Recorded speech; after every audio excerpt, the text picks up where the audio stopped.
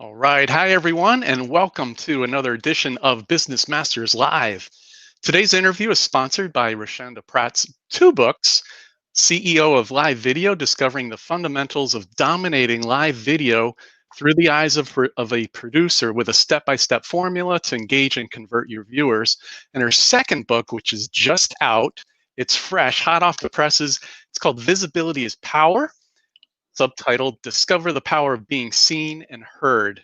So today's broadcast is all about helping business people with a step-by-step formula to connect with your ideal clients, engage with your viewers, and really cause them to stick around and want to share your broadcast with others.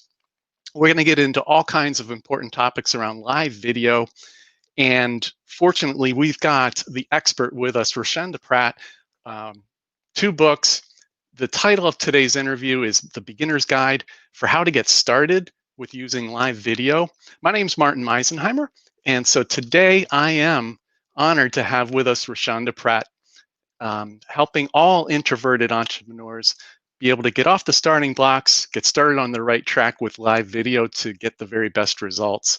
Welcome, Roshanda Pratt. Glad to be here, and it is an absolute honor. Thanks so much. So Roshanda Pratt is a well-known expert on the subject of live video, and she's graciously consented to do this interview with us today and share with us the beginner's guide so that every introverted entrepreneur can understand how to get started with a step-by-step formula to connect with your ideal clients and get engagement and cause them to really want to be a part of what it is, the content that you're putting out there. Roshanda has 20 years of experience in television news broadcasting as a producer. She's a public speaker. She's a podcaster. Her podcast, check it out, it's called The Rosho Live. And she's a visibility coach. Again, Roshanda, thank you so much for joining us on this live interview.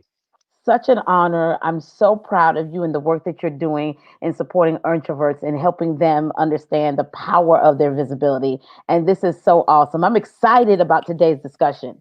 Awesome. Awesome. Well, the first set of questions that I have for you today, Roshanda, is really about your background and your experience that got you into the field of live video, especially on social media. It's not where you started, Mhm. but I want you to, if you could share with us where this journey all began and what are some of the ups and downs along the way.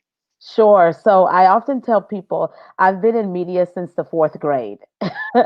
And I know a lot of people are listening say, since the fourth grade? Yeah, since the fourth grade. So I'm going to totally date myself. So while my friends were watching Rainbow Bright and the Smurfs, I was watching Tom Brokaw and Peter Jennings. And my dad was the reason why I got into the media because as an immigrant to this country, he and my mother from the beautiful country of Trinidad and Tobago, one of the things he told me in the fourth grade, he said, it's your responsibility and duty to know what's going on in your country and your community. I should know more about your country than you do. So he would make me watch the news. And, back in that day, Martin, there was only one television and one remote. And nine times out of 10, it's your parents that had control of both, right? For sure. So I fell in love with the storytelling process and I fell in love with television media and all of the information that they would give you in this television newscast. Then I didn't know that was being a journalist or it was called journalism until I got into high school and we had a at my high school we had a video magazine style broadcast and someone asked me to participate in it and that's when I really was like, yeah, I want to be a TV anchor. So even if you look at any of my college pictures, Martin, you will see I had the anchor hair with the nice part and the anchor jackets, right?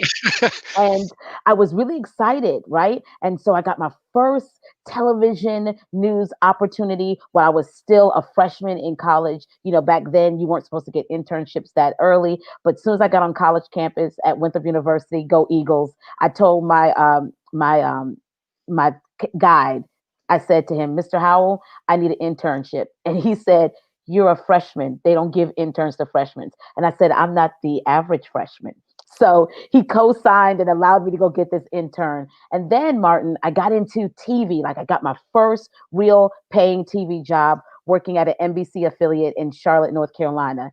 And I quickly discovered with many of you have probably discovered as well. I was scared of being on camera. I didn't like how I looked. I didn't like how I sounded. And so I wanted to be on TV. I wanted to be an anchor. I wanted to be a reporter. But I took the first job that was available to me as an associate producer. And I quickly worked my way up the ranks to becoming a producer in 6 months. And, my television career spans over 20 years behind the scenes as a television news producer and executive morning show producer. But even while I was behind the scenes, Martin, I knew on the inside of me, I'm supposed to be in front of the camera. Hmm. But I was terrified. I remember I put together this reporter tape and it was like watching paint dry. I was like speaking like a robot. I lost all of my personality. I was like a deer in headlights. It was just so uncomfortable and Mm. awkward. Wow. And I knew on my heart that, man, I have something to say. I have a story to tell. There are people out there waiting for me. But I was so terrified of my voice and how I looked on camera. Wow, that's amazing because you would never know that today, right? Yeah, people It's think just I'm making this up. It's not. It's so true. it's interesting because I talk to so many introverts, and the ones who've become very successful, you look at them now and you just never know it. Mhm. But usually there's a story there. There's some struggle and a lot of getting over those fears. So there you are. You've got your opportunity, but it's behind the scenes. You know that there's something more, and ultimately you want to be in front of the camera. So Right. what happens next? Well, what happens next? I go through a series of working in the media, took some time off to start a family, and then went back to TV. Now we have the boom of social media. When I started in television, all we had was the internet and a website, and we were excited that someone read our web story. We didn't have social media. So I went back into television, when social media was really taking off and wanted to see how do we marry this thing, social media, with journalism. And even then I was still doing like recorded videos because YouTube was taking off and that kind of thing. There was no live streaming platform then. But I knew that people, if they see me and if they engage with me and I really show up like I need to, people are going to want to do life and business with me, right? And I'll never forget the day we just finished up. I was the executive morning show producer at a CBS affiliate here in South Carolina. We just wrapped up a 2.5 hour morning show, and CBS this morning was coming on with Gail and Nora, and they were talking about this cool app called Periscope and Meerkat. And both of them were the live streaming platforms that came out at the same time. Meerkat didn't have 9 lives. It didn't even last, I think, a day or a week. And Periscope superseded it. And so they were talking about with your phone, you can go live. And I was so mesmerized by this, Martin, because years of doing TV, I knew what it took to do a live shot. You need a live truck, you need satellite, you need cables, you need all of these things. And these guys, genius, created an opportunity for us to go live from our homes from anywhere. My Hmm. coworkers didn't like the idea. I loved the idea. I was like, this is the opportunity that I've been waiting for to build the know, like, and trust factor.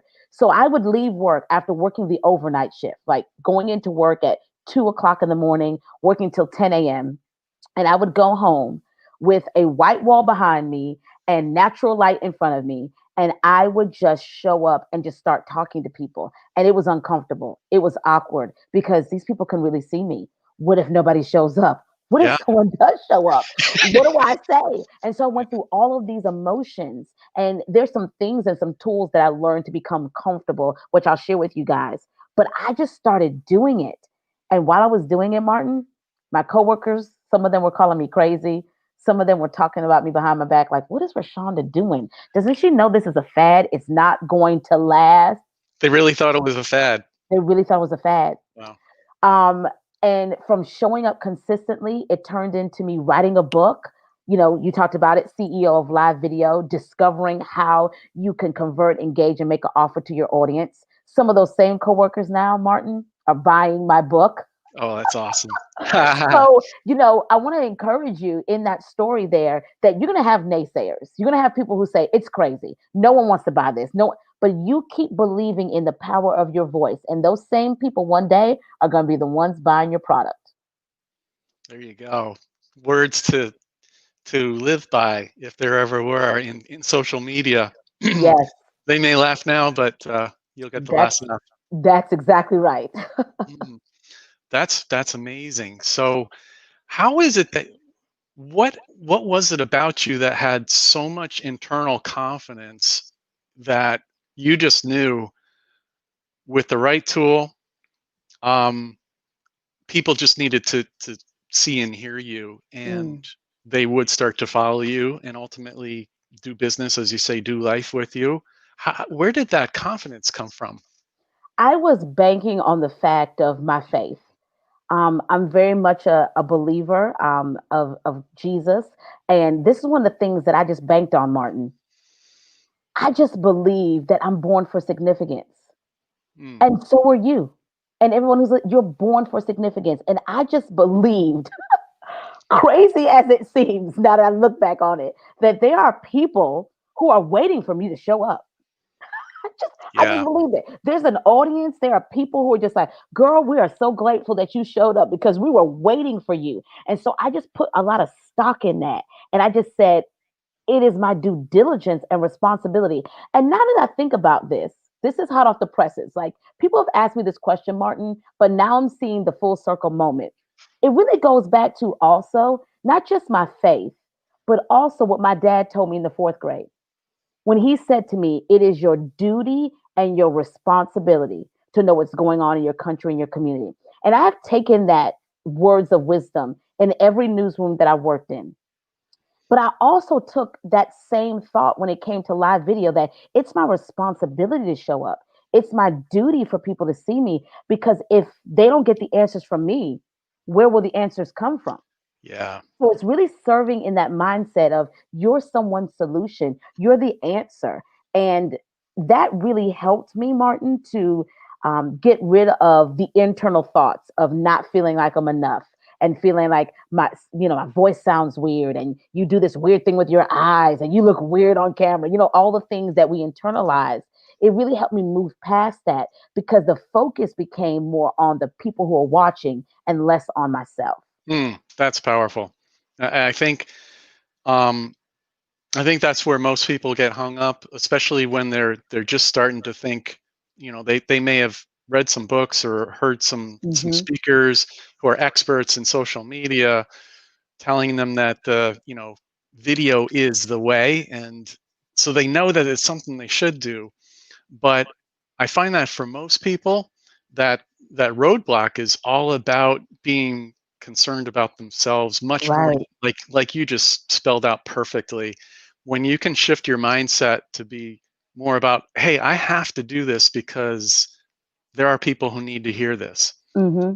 When you become other focused, it's amazing what that can do for just kind of bringing your overall anxiety level down a few notches, right? Yeah, I love that. I mean, becoming others focused has really helped me because what it does is it helps me to create content that's centered around people and what they need. It helps me to show up in the fact of every day my visibility is not a option, it's the option. Mm, So it's not a thing of I do it today and then I'm gone for 2 days. It's like, no, this is how I live my life. I live it that I'm showing up every day because I'm showing up for the people who need me. And there are people who need you.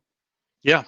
And I love what you said. I mean, this comes through in your books. What you write about is you're helping people to make another mindset shift, that each and every one of us has an audience, that each and every one of us has a message, has Hmm. um, something that we're meant to serve others around. And so that's really, when I read what you write about, that seems to be the overarching message of what you put out there. Is that right?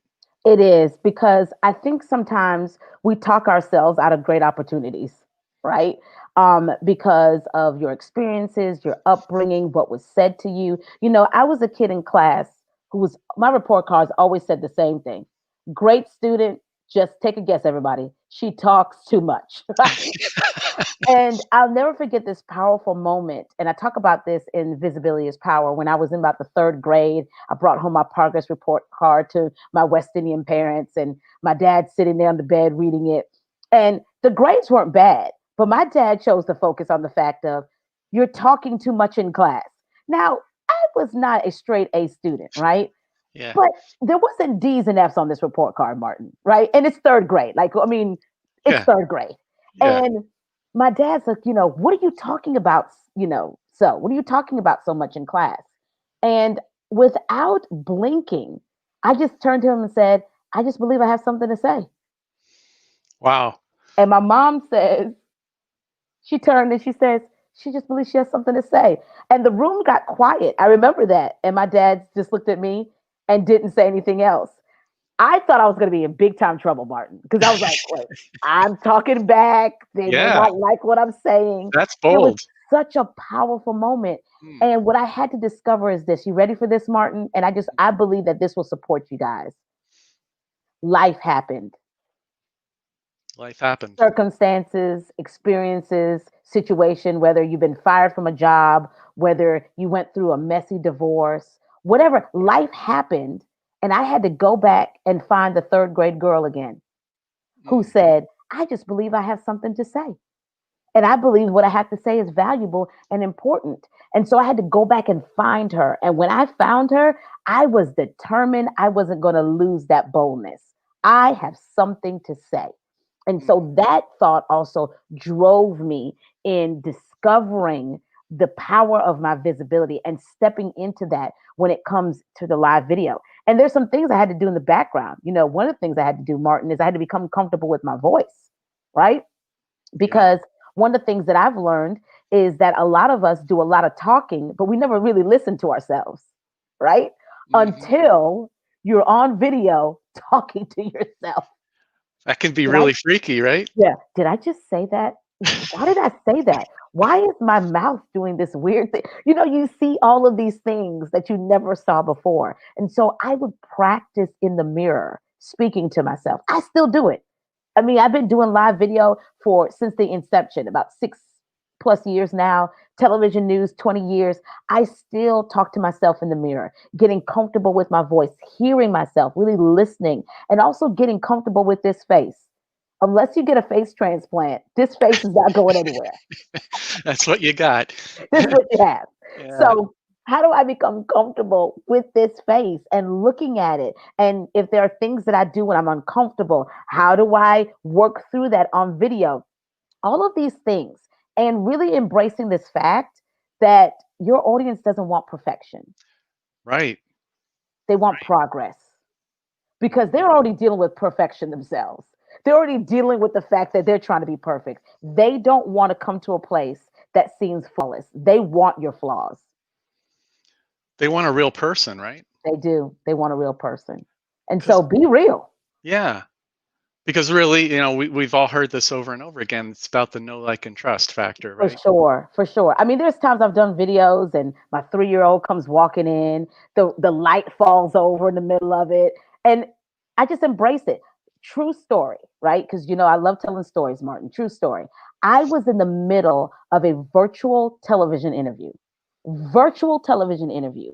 And I got up that morning. The house was real quiet. I said, okay, it was an early morning interview with a television station. So it's about 7:45. And I left the alarm on. But I said, no one's getting up because it's early. We were on vacation, that whole thing. Wouldn't Hmm. you know it? My kid got up and he tripped the alarm. And I'm in the middle of doing my talking points. And I hear the alarm going, like, it does the countdown. And Yeah. I'm live on like television Wow. live. And I'm Wow. sitting here trying to wrap up. And I'm like, God, please don't let this go off. And all of a sudden, as we're getting ready to wrap the interview, you hear wee wee wee, and she says to me, so the anchor says, Roshanda, I'm not sure if that's us or if that's you. And I was like, guess what I said? It's me. This is what happens when you have kids at home. My son just tripped the alarm. That kind of a thing. Yeah. You laugh at it, you embrace it. It's real life, and you keep it moving. I posted it on social media, and Martin, everyone who follows me said, Roshanda, you handled it like a pro. We would have never known that the alarm went off because Yeah. I just learned to, it's life. Yep. It happens. Yeah. And people need to see that. Yeah. I think the more of that people see, they can identify with you, that you are a real person. You're not perfectly scripted and you're not flawless and polished, Hmm. and it's a real person speaking to other real people. Yes. And I think the biggest takeaway I would imagine for the audience members so far is just to be able to hear from someone with all the experience that you have, and yet you're still practicing every day. You're still having things go wrong or crazy Yes. or unexpected and things outside of your control, and it's okay. It all works out. And so that leads me to the next question. So now that we've kind of laid out that you're just as regular as everyone else, and if you can do it, we can too. So Right. what would you recommend to someone who's just getting started? What's the first step that they should be looking to take now? Sure. Your first step is you have to own your experience. You have to own your experiences and you have to own your expertise. You have to understand that you are the solution and you have to embrace that. And I think so many times we look in the space and we see so many people and we feel like the space is saturated. Not so, because I don't even like to embrace that thought, Martin, that there's so many people doing it, right? Because if I go outside of my neighborhood and drive a couple of blocks over, I'll see that there's gas stations right on opposite sides of the corner. They're selling the same product, they're just selling it differently, Right. right? So we have to embrace and get beyond this fact of there's so many people in the space doing it, but no one's doing it like you. Mm, So own your expertise, own the fact that you're a solution, because that's what people are paying for. They're paying for people to solve their problem. They're paying for a solution. So one of the ways that I do this is really spending time in crafting my message, becoming very one with that. I talk about visibility is power, but visibility is an inside job. It starts in here and works its way out. So spend time with your message, spend time listening to what people are always saying to you, the things mm, that they always say. If they always say, Martin, you're so resourceful, and you keep hearing that over and over again, then you sit there and say, if people keep telling me I'm resourceful, how can I bring that to the live video space? Right? So paying attention to what people are always saying to you will be very helpful in your journey of stepping full on into this. mm. That makes sense. And so then, um, what do you recommend to people now? I know that you're a visibility coach, so when you're coaching clients and you're trying to get them off the starting block, how do you get them to take that furry? How do you get them to click on that go live button the very first time? Do you have any kind of specific way of taking them through that little journey that could be useful for people to hear about? Sure. I think it starts with confidence. If you are confident in your message, that helps you be confident in how you present and show up here. So, one of the things that we talk about is understanding the confidence of your message, even if there's a mess in your message. See that? Mm, The yeah. word message contains MESS. And for some people, there's a little bit of mess in their message. So, helping people become confident in that, and then also become confident in your why. Your why is the North Star that directs everything that you do. So, why are you doing this? If you're just doing this for likes, if you're just doing this for fame because you were the kid in middle school, no one picked to play dodgeball first. If you're doing that for those kinds of things, this will not be beneficial for you. So, what is your message? Becoming clear and confident in that. And then, what is the why? So that way, when you show up here, people know exactly what to watch and what to expect from you Mm. every single time. That makes a lot of sense, and that can really be the driver and sort of the guiding principle of everything that you're putting out there, right? Exactly. I'm not at a loss for content, Martin. Actually, I have too much content ideas. Yeah. Because I'm very clear on what the message is. I'm very clear on what my why is. So I have content for days. I mean, just sitting here having this conversation with you, I just came up with 3 content ideas. I was like, oh, that's a good idea. In my mind, I'm just sitting here, okay, file that for later, file that for later. Why? Huh. Because I look at life, that content is all around us. I thought I What saw the smoke coming out of your ears, but now I know why. exactly. Content is all around you. And I believe that when you live your message authentically, that it's easy for you to see it everywhere you go because you Yeah. live it. It's a part of your That's DNA. that's one of the big stumbling blocks. A lot of people can't imagine going live on a regular basis. They think they're gonna run out of topics, right? Oh no, and that's the thing that I talk a lot to my clients about. You'll never run out of topics if you are paying attention and listening, because Mm, your audience will tell you what they want. Your audience will tell you what they're looking for. That's why one of the tips here, just a really quick tip here. When you go live, one of the things, and I still do this, I still do this from when I first started doing live video. After I'm done going live, I go back through the comment section. I mm, respond, I like, I heart, I giggle, all the things. But what I'm going back through those comments and doing is I'm listening to see what questions people ask. There's another live video to do, or what the discussion is between people. And then I said, if they're discussing that, or someone said this really resonated with them when I said this, maybe I could take that out and turn that into a live video or content that I produce. mm. Got it. So Yeah. always active social listening.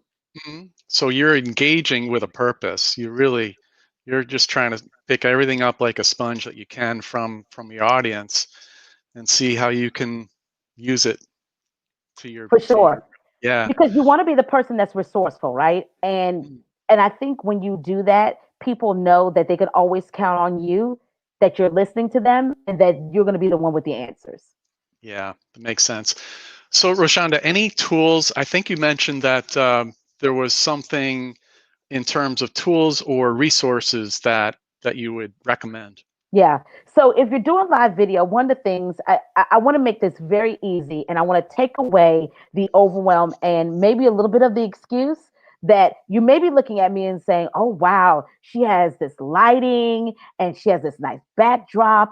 I don't have all of those things. Well, I want you to understand, I built my company, I built the brand, the Rose Show Live, literally with my smartphone and a white wall. I started doing live video with a white wall and a window in front of me in the corner, not even a room, which was what we have right now, the corner of my bedroom. Mm, So it was this little 4x3 space, Martin. And I started doing live video over there, sitting on a bench with my phone propped up. I eventually invested in a tripod, but I just had the natural light. And here's what I want to say, because I know a lot of times people see this, but if you go to my YouTube channel, The Rose Show Live, you will see some of my earlier videos and you will say, wow, her glow up has been real. That's You great. will say, wow, she has really 10x this thing. Why? Because you got to start where you are, right? And listen, people like this, but it's not about this. That's the aesthetics, right?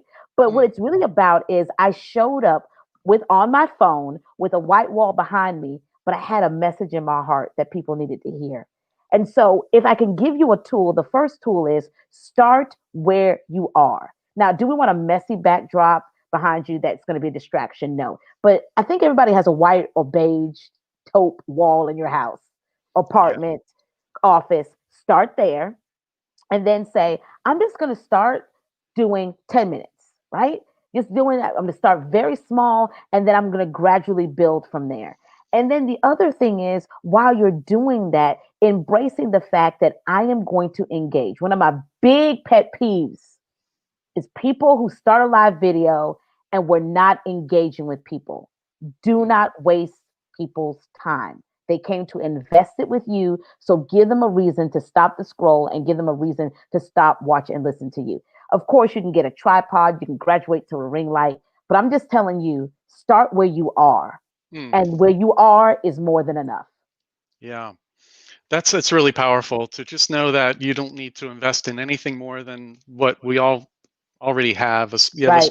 smartphone. you're ready to get started. You're ready to go. I mean, there were some days the phone wasn't working, so I had an iPad and I would go live on my iPad, back in the Periscope days. I graduated to these things because of the level of content that I'm creating now and courses and those kinds of things. But again, where are you? Start there. And right there is good enough until you go to the next level. That's beautiful. And I think so many people need to hear more about just that because they Hmm. create all these stories in their head of why they can't, and they can rattle off all the it's amazing how good most of us are at coming up with reasons why we can't do something. Right. But I think you just dispelled probably 90% of them just in the past few minutes here, which is Yeah. awesome. I mean, and here's the thing too, Martin. Let me give you guys a real life example of this too. People want to be a part of the journey with you. I have people who follow me from Periscope. I mean, they've seen the addition of another child in our family. They've seen the progression of what's happened in both my life and business. And one of the things I love to hear them say is, Roshanda, I remember when. I remember when you first started doing this, and now look at you. And I'll get inbox messages from people who will say, "Man, I'm so proud of what you're doing. I remember when I was following you on Periscope and to see all the opportunities of you writing an Amazon bestseller about live video, you speaking at your first international conference in Paris, France, because of live video, all the doors that opened up. But all those doors opened because I first took a step with a white wall and a smartphone." Yeah, that's beautiful. That's awesome. Wow, this has been such a power packed quick little interview here. I feel like we could go on, but I want to wrap it up for the sake of I know that you have other things going on in your day today. But Roshanda, this has been amazing value for all the listeners for sure. How can someone find more about what you're up to? And we barely even mentioned. I mean, for all those who don't know, this woman has two awesome books out there on becoming more visible and doing video for your social media. There they are. Um, so it's CEO of Live Video, and it's yeah, there's that one, the first one, and this one is just out, hot off the presses. Yes, Visibility is Power. I highly recommend both of these books. But thank Rashonda, you. tell us all where we can find you, your podcast, and everything else that you've got going on. Martin, you are absolutely amazing. And thank you for becoming a fast friend in this opportunity. This is amazing. I love the work that you're doing. You can find me across social media at The Rosho Live. That's TheRosholive. And quick story, The Rosho Live was a nickname that I've gotten at every television station that I worked at. Every television station, they would say, "You're getting ready to go do the Row Show. Get it?" And I said, "Yeah." I finally got it, and I decided to trademark it. So the Row Show Live, no W, across all social media. And I would love an opportunity. I hang out a lot on Instagram, so come and hang out with me on Instagram. Let me know that you saw me here with Martin, and I look forward to seeing you show up big because your visibility is power. Awesome. Again, Roshanda, thank you so much. Roshanda Pratt, what a wonderful power packed little interview here. This is amazing, and really appreciate you showing up for the benefit of our audience of introverted entrepreneurs. I'm Thank sure that you. they all got tons of takeaways here, and just want to thank you so much for sharing with us. Once again, I'm Martin Meisenheimer, and thanks everyone for joining us on today's Business Masters Live interview. See you next time.